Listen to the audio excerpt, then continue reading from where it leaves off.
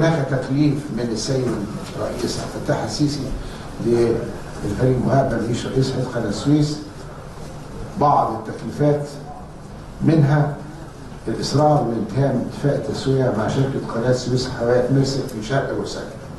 وبالفعل بدأت المفاوضات مع الشركة بحيث إن احنا نزيل التراكمات وكل واحد فينا يلتزم بالجزء اللي موقع عليه في الاتفاقية، ونبدأ مع بعض كتيم ورك نعمل لمصلحة إنجاح مشروع التنمية بشرق بورسعيد وإنجاح مشروع التنمية في المنطقة الاقتصادية بقناة السويس.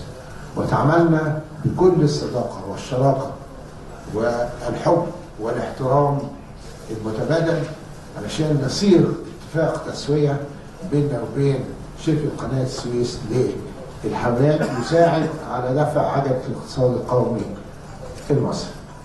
كان هناك متعلقات منها القناة الجانبية ومنها قطعة أرض 450 متر في 500 تحت يعني سيطرة قناة السويس الحاويات.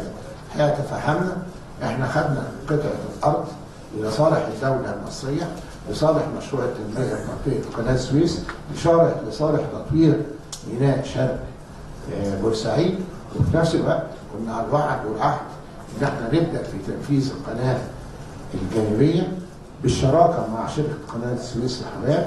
وانا بكلمكم في هذه اللحظة معداتنا موجودة في قطعة الأرض اللي هي 450 في 500، والقناة الجانبية بدأ تنفيذها بكل المصداقية وكل الالتزام وكل الانضباط، والكركات شغالة في القناة الجانبية اللي هي هترفع مستوى ميناء شرق بورسعيد. لأن كان في مشكلة بالنسبة لميناء شرق بورسعيد، إن السفن اللي بتخش ميناء شرق بورسعيد كانت بتقف في الويتنج اريا بتاعه الانتظار لدخول قناه السويس.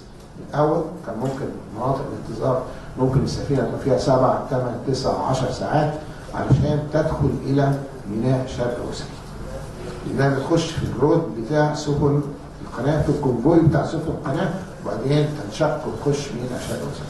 الحقيقه احنا بنعمل قناه جانبيه زي ما هنشرحها لحضراتكم هتخلي السفن من البحر المفتوح هتخش مباشرة إلى شرق بورسعيد، ميناء شرق بورسعيد. ده هيزيد معدل دخول السفن زي ما هنشوف، وهيرفع تصنيف ميناء شرق بورسعيد، لأن ميناء شرق بورسعيد وشركة قناة السويس الحاويات لم تحقق المعدلات المطلوبة كانت في عدد الحاويات اللي هتخش نظرا لعدم وجود القناة الجانبية. والقناة الجانبية كانت التزام من الحكومة المصرية ان هي تنفذها بالتفاهم مع شركة قناة السويس للحاويات.